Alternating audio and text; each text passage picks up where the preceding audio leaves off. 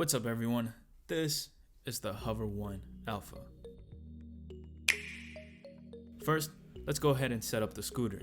All the tools needed to set this up comes included in the box, so there's a tire pump, couple of screws, spare screws, and Allen keys. It's a pretty easy setup. Get the 4 screws and we're going to screw in the handlebar in place.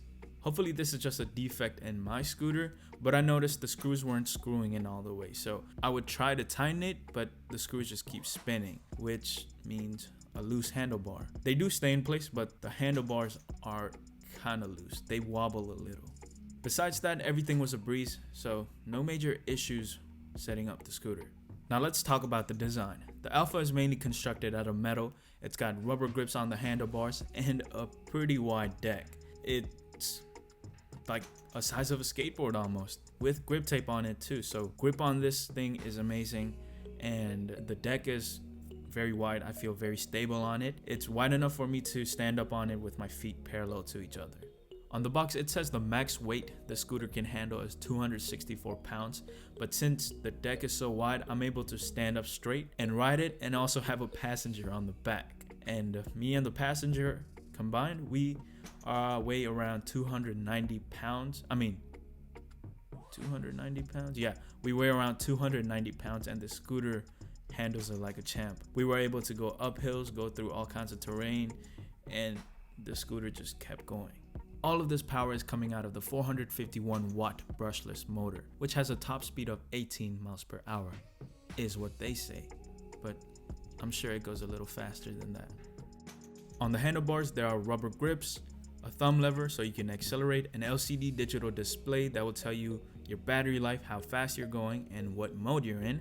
This scooter has 2 modes, Eco and Sport mode. On Eco mode, your top speed is 12 miles per hour, and on Sport mode, it's the max 18 miles per hour.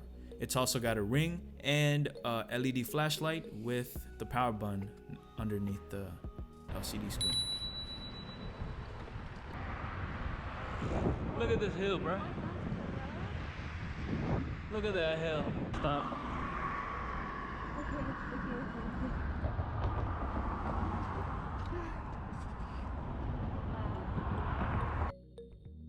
Accelerating smoothly on this scooter can be tricky because of the thumb lever. It either just accelerates or it doesn't.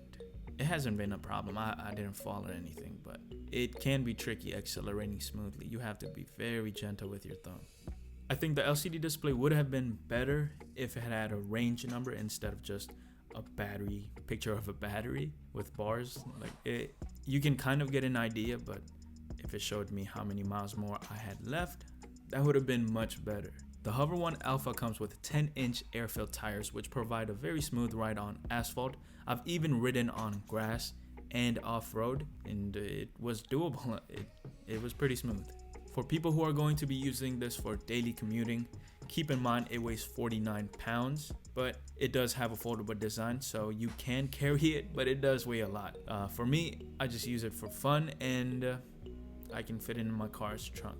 The scooter is said to have a range of 13 miles, but on my daily use, I get the scooter to last me around 9 miles. So that's with a lot of uphills, off-roading, going down hills, all kinds of crazy fun stuff. So if you're going to be just cruising on a flat surface, just going straight, you should be able to get over 11 miles. I was gonna say per hour, but over 11 miles of range. The stopping power is also pretty good. It's got disc brakes, so I can stop on the go pretty fast.